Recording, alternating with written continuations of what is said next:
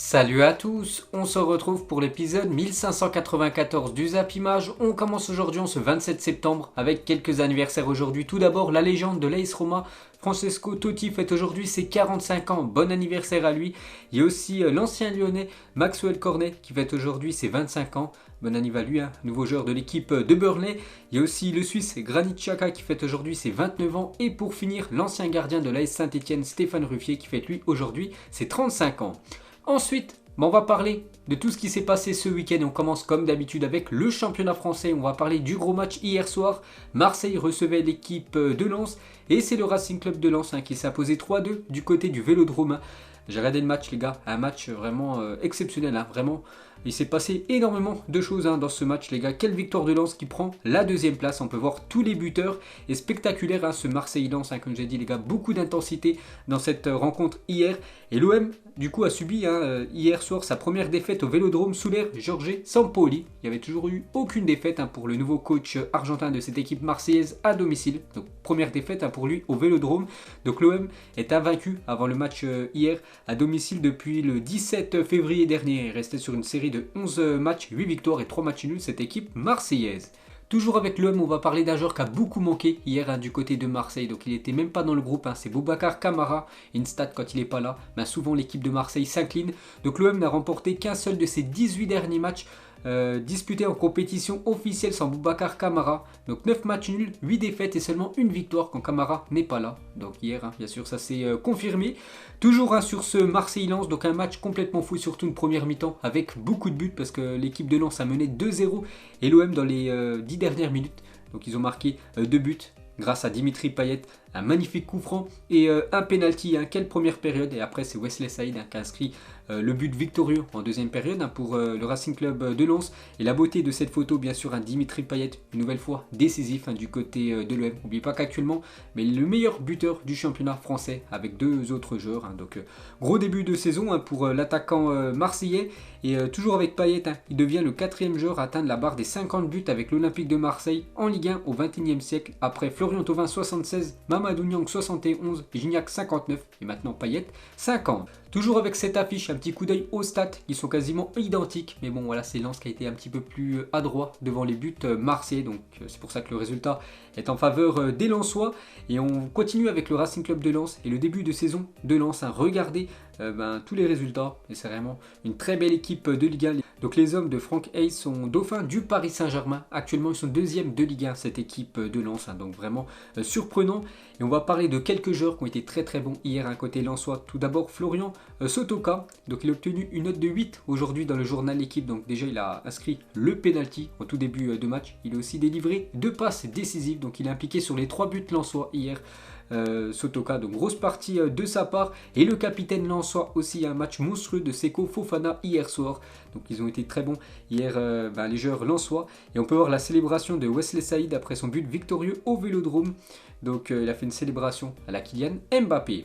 Ensuite, on va parler du gardien marseillais Steve Mandanda. On peut dire il a perdu sa place de titulaire. Maintenant, c'est Paul Lopez, le gardien numéro 1 de l'OM. Donc, remplaçant face à Lens, Steve Mandanda enchaîne son 5e match consécutif sur le banc olympien. C'est la première fois depuis le 26 août 2005 que cette situation en club lui arrive. Ça faisait plus de quasiment 15 ans qu'à chaque fois il était titulaire du côté de Marseille. Enfin, qu'il n'avait pas enchaîné 5 matchs d'affilée sur le banc. Et maintenant, on peut voir que Sampaoli préfère le gardien Paul Lopez.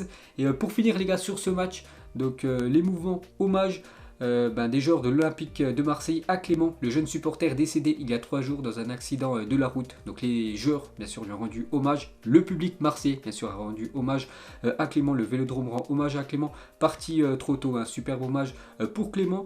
Et la même chose du côté de Lens, RIP Clément, donc ça c'est les supporters lensois. Et la même chose dans les autres stades en France, du côté de Lyon, la mort n'a pas d'écharpe, RIP Clément. Et la même chose du côté de l'AS Saint-Etienne, enfin le match des Verts. Donc Clément, une nouvelle étoile au paradis des ultras, repose en paix, soutien aux blessés et aux fanas. Donc voilà, tous les bels hommages bien sûr envers Clément. Ensuite on continue avec les autres résultats de cette journée de Ligue 1. Donc l'AS Saint-Etienne recevait l'équipe de Nice. Et nouvelle défaite des Verts 3-0 à domicile. Nice retrouve la victoire et monte sur le podium. Et surtout encore une défaite pour l'AS Saint-Etienne. On peut voir la une du journal L'équipe hier. Alerte rouge chez les Verts. À une semaine du derby, les Stéphanois plongent dans la crise. Les supporters ont réclamé la démission de Claude Puel et rallier leurs joueurs. Donc actuellement rien ne va du côté des Verts, actuellement ils sont quand même derniers du championnat, cette équipe de l'AS Saint-Etienne. On va parler de leur futur adversaire, ça sera le derby, ça sera dimanche prochain. L'équipe de Lyon qui recevait Lorient, score final 1-1, c'était samedi soir, Lorientais contre Toko Ekambi, buteur. Lyon obtient le match nul à 10 contre 11, à ça qu'ils ont pris un carton rouge.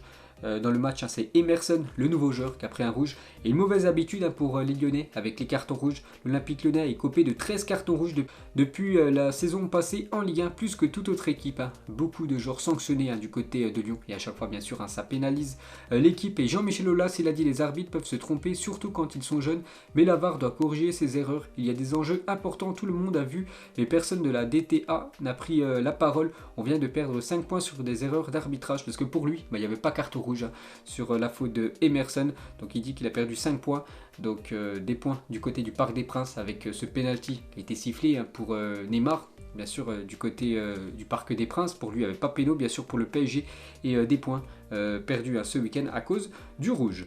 Et côté Lorientais, on va parler de Armand Lorientais, a inscrit son 3e but de l'année civile sur coup franc en Ligue 1, donc déjà son 3e but, félicitations sur cette année 2021, il devient ainsi le meilleur buteur de l'année sur coup franc parmi les 5 championnats européens, donc félicitations à lui.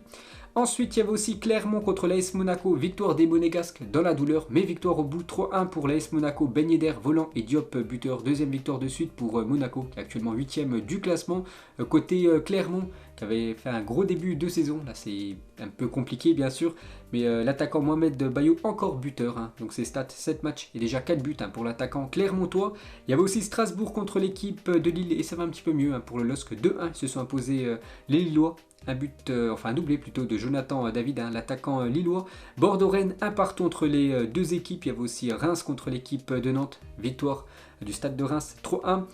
Victoire aussi du FC Metz qui était lanterne rouge avant ce match. Donc 2-1 se sont imposés du côté de Brest. 3 Angers, 1-1.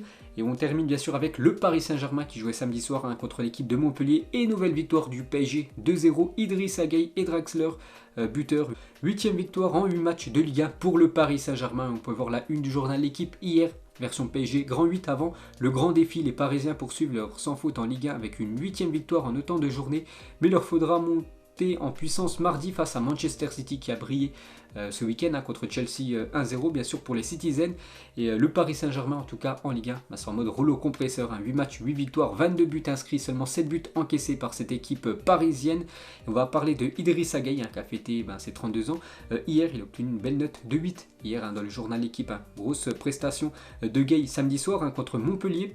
On va parler cette fois-ci de Kylian Mbappé. Il a reçu son trophée du joueur du mois d'août en Ligue 1. J'en ai parlé il y a quelques jours, donc avant le match il a reçu ce magnifique trophée. Kylian Mbappé est toujours avec lui, donc il a poussé un coup de gueule envers son copain Neymar ce week-end. Sur le banc, Mbappé s'est ouvertement plaint de Neymar. Donc il a dit ce clochard il ne me fait pas la passe. En parlant de Neymar, Mbappé était très énervé contre Neymar ce week-end après être sorti du terrain. Donc remplace à la 88e minute de Paris Saint-Germain Montpellier. Mbappé s'en est pris à Neymar sur le banc. Il ne me fait pas la passe, à lâcher Mbappé. Donc Mbappé a reproché à Neymar de l'avoir oublié sur une action à la 60e minute alors qu'il a fait la passe à Draxler. Donc voilà pourquoi il a pété un câble, Kylian Mbappé, envers son collègue Neymar. On va parler de Draxler, buteur les gars, le joueur allemand. Donc il est devenu samedi soir le remplaçant le plus rapidement buteur en Ligue 1. Entrant en jeu à la 88e minute, l'Allemand a inscrit le 2e but du Paris Saint-Germain seulement 19 secondes après son entrée en jeu. Donc félicitations à Draxler. On va parler de Léo Messi qui était forfait pour le match contre Montpellier. Donc il était bien en tribune bien sûr pour regarder ses collègues. Et hier il était bien à l'entraînement, Léo Messi avec Marco Verratti. Donc normalement les deux devraient être dans le groupe parisien demain pour le gros choc contre l'équipe de Manchester City. Sinon on peut voir les résultats de cette 8e journée de Ligue 1. L'équipe type de cette journée de Ligue 1. Donc on peut voir 3 Lensois dont Fofana et bien sûr Sotoka qui a été très très bon. On peut voir aussi Andy Delors, Idrissa Gueye ou même le défenseur parisien Kimpembe. Et du coup un petit coup d'œil au classement après cette 8e journée. Donc le Paris Saint-Germain bien sûr en tête, 24 points pris sur 24 possibles pour le PSG. Deuxième l'équipe de Lens, 15 points, et l'équipe de Marseille actuellement 3e de Ligue 1.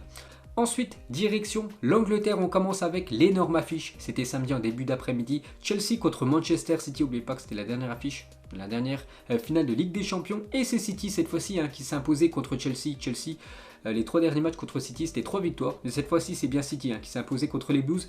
Un but de Gabriel Jesus, victoire logique de Manchester City qui prend du coup la 3e place de cette première ligue. Et Pep Guardiola est le seul entraîneur à avoir battu chacun des 4 derniers entraîneurs de Chelsea en première ligue, donc Antonio Conte, Sarri, Frank Lampard et maintenant Thomas Tuchel. Toujours avec Pep Guardiola, il a désormais remporté plus de matchs que tout autre manager de l'histoire de Manchester City, donc ses stats du côté de l'Angleterre, c'est plus de 303 matchs, 221 victoires, 10 trophées du côté de Manchester City, un taux de victoire incroyable de quasiment 73% pour Pep Guardiola. Du côté de Manchester, on peut voir la joie de Gabriel Jesus, l'unique buteur du match, l'attaquant brésilien. On peut voir les retrouvailles entre 2 joueurs de la sélection belge, Kevin De Bruyne et l'attaquant bien sûr Romelu Lukaku. Raheem Sterling, donc il a disputé ce week-end son 300e match avec l'équipe de Manchester City, toujours avec City, futur adversaire demain du Paris Saint-Germain, Parc des Princes. Donc City n'a encaissé qu'un seul but sur ses 6 premiers matchs de Première Ligue cette saison, c'est incroyable, seulement un but encaissé par cette équipe de City, donc ils ont tout, de l'attaque, un gros milieu de terrain et surtout une grosse défense, donc ça va être compliqué bien sûr pour le PSG demain d'inscrire un but contre les Citizens. Et pour finir les gars, on va parler de Jack Grealish, donc la nouvelle recrue de City. Donc il a donné à ce petit garçon son maillot de match ce week-end après le match contre Chelsea. Son père a pris une photo de lui utilisant le maillot comme couverture, c'est pourquoi le football est plus qu'un sport, donc il a reçu le maillot de Jack Grealish et il s'est endormi bien sûr le soir même avec le maillot de Grealish en mode couverture. Ensuite, on continue avec une autre belle affiche en Première Ligue, Arsenal contre Tottenham, le derby de Londres, et c'est les Gunners qui se sont imposés 3-1 contre les Spurs. On peut voir tous les buteurs, Arsenal remporte le derby du nord de Londres, et on va parler de Smith Rowe. Il a fait un gros début de match, 30 premières minutes parfaites pour ce joueur, un but et une passe décisive pour Pierre-Emerick Aubameyang. On peut voir la célébration de Aubameyang, l'attaquant gabonais, buteur ce week-end. Donc en gros, il a fait la même célébration qu'à l'époque, celle de Thierry Henry, une légende du côté des Gunners. L'homme du match, c'est le défenseur japonais Tomiyasu, qui est vraiment très bon depuis son arrivée du côté de l'Angleterre. Parce que les 3 matchs d'Arsenal en Première Ligue cette saison sont Aaron Ramsdale et Tomiyasu, donc que des défaites, surtout que des défaites en marquant aucun but. Et depuis que ces 2 joueurs ont rejoint l'équipe des Gunners, c'est à chaque fois que des victoires. Ensuite, la joie de Mikel Arteta, qui a vécu un début de saison très compliqué avec 3 défaites. Et là, sur les 3 derniers matchs, c'est 3 victoires pour Arsenal qui va bien mieux actuellement.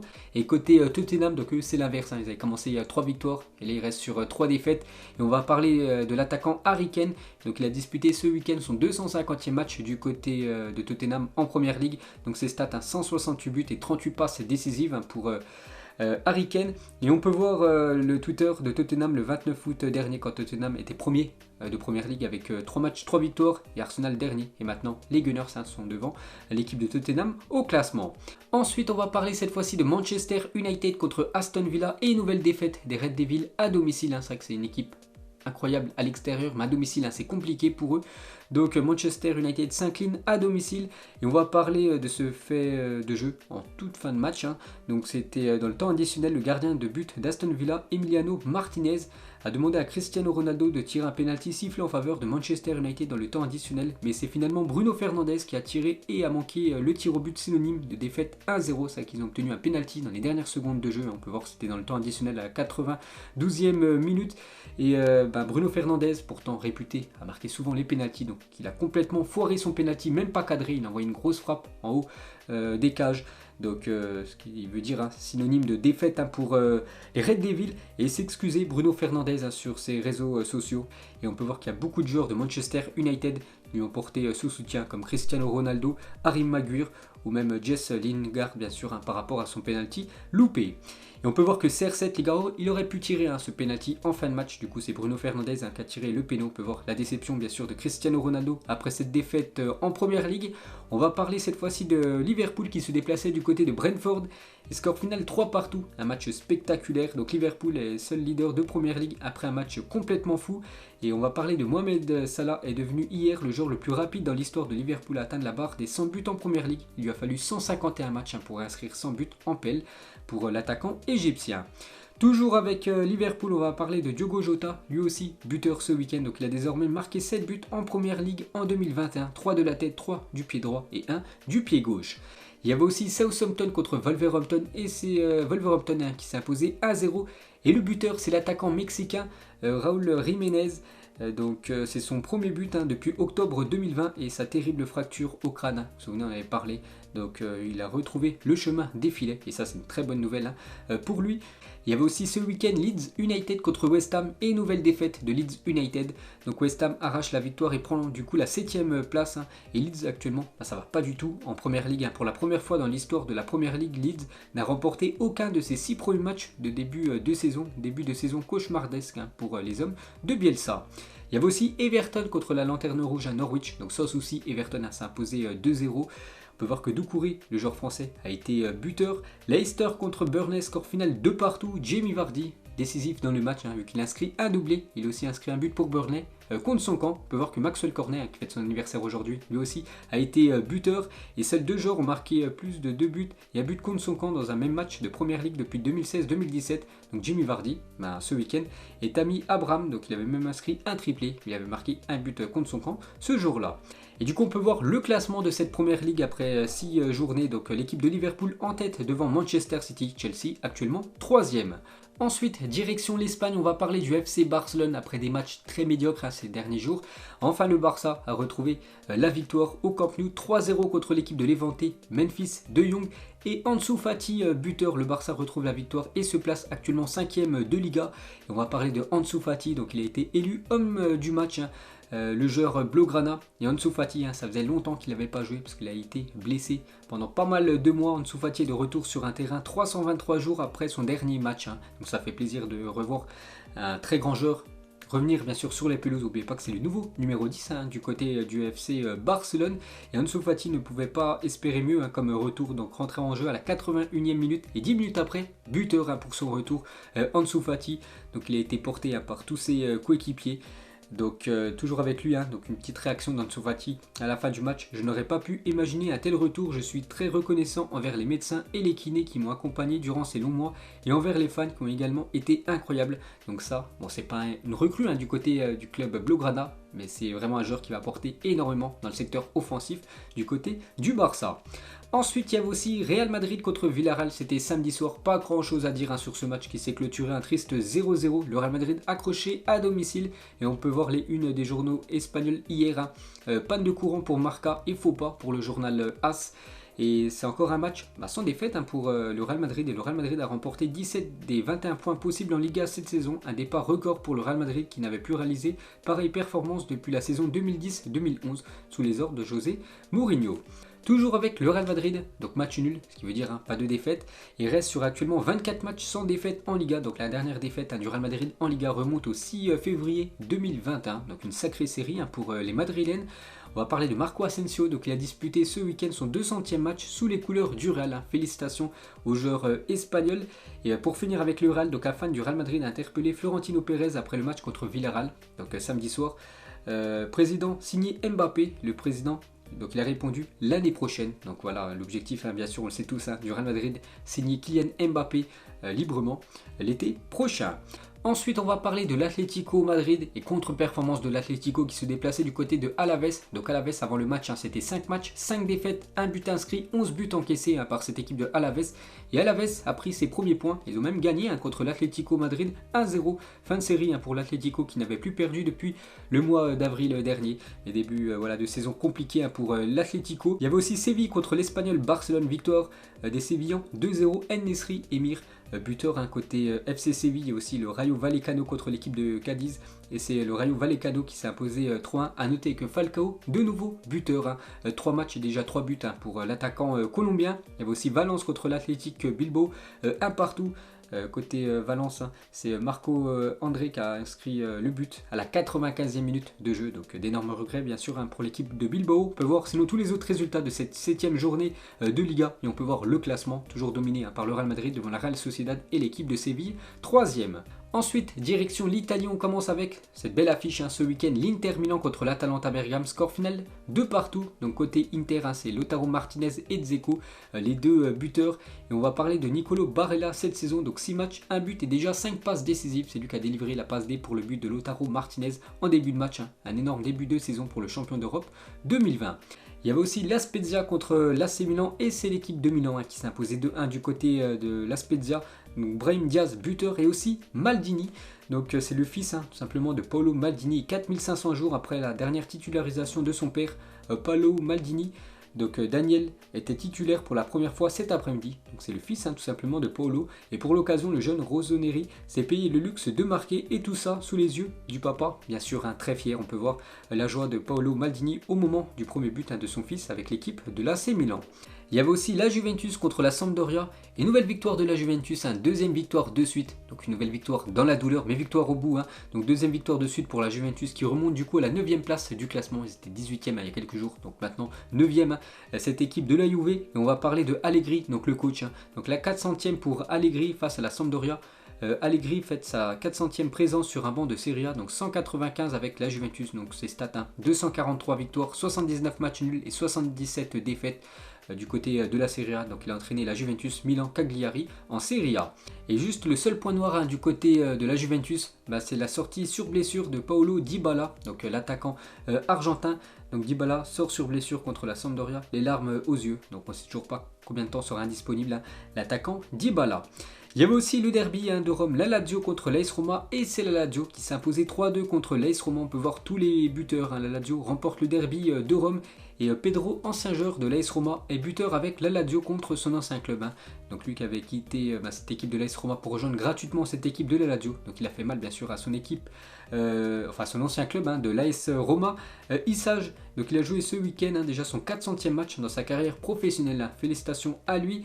Milinkovic Savic, donc il a joué son 200e match avec la Lazio en Serie A. Félicitations aux Serbes aussi.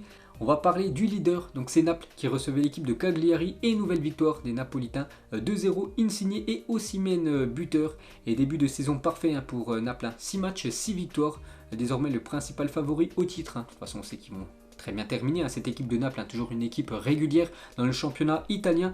Et on va parler de l'ancien Lillois Victor Osimhen. Il est très bon en ce début de saison, donc il est décidément trop chaud en ce moment, buteur à 6 reprises lors de ses 4 derniers matchs. Osimhen du côté de l'Italie. Et côté Insigne, les gars, c'était son 400e match pour Insigne sous les couleurs du Napoli. Sinon, on peut voir tous les autres résultats de cette 6e journée de Serie A. Et du coup, un petit coup d'œil au classement. Naples en tête devant l'AC Milan et l'Inter Milan 3e. Et on finit comme tous les lundis bien sûr avec le championnat allemand. Donc Dortmund se déplaçait du côté de Gladbach. Donc défaite du Borussia Dortmund qui a joué quasiment tout le match avec un joueur en moins. Donc c'est Zakaria, l'unique buteur du match, fin de série pour Dortmund qui restait sur 4 victoires de suite. Il y avait aussi le Bayer Leverkusen contre l'équipe de Mayence. Et c'est le jeune Wirtz qui a permis à Leverkusen de prendre la victoire. Et concernant Florian Wirtz, pisté par l'équipe du Bayern, donc il a désormais marqué ou fait une passe décisive dans tous les matchs de Bundesliga qu'il a joué. Donc à chaque fois qu'il a joué cette saison, à chaque fois il a été décisif, le jeune allemand, n'oubliez pas qu'il a seulement 18 ans. Il y avait aussi Hoffenheim contre l'équipe de Wolfsburg et première défaite de la saison pour l'équipe de Wolfsburg qui s'inclinait 3-1 du côté de Hoffenheim. Leipzig contre le Hertha Berlin, grosse victoire du RB Leipzig, 6-0, regardez tous les buteurs. Il y a à noter qu'un joueur français a été très bon, c'est Christopher Nkunku. Encore brillant cet après-midi, auteur d'un doublé face au Hertha Berlin. N'oubliez pas qu'il y a quelques jours, il avait été auteur d'un triplé du côté de City. Donc Nkunku depuis le début de la saison avec Leipzig. 619 minutes, 5 buts et déjà 2 passes décisives pour l'ancien parisien. Et pour finir les gars, on va parler du Bayern. J'en ai déjà parlé samedi, ils se sont imposés 3-1 vendredi soir. Et Julian Nagelsmann a vu son équipe marquer 23 buts lors de ses 6 premiers matchs de Bundesliga. Un record pour un nouvel entraîneur dans un club après 6 matchs de Bundesliga. Pour vous dire que cette équipe du Bayern marque toujours autant. Et toujours avec le Bayern est sur une série de 79 matchs avec au moins un but marqué.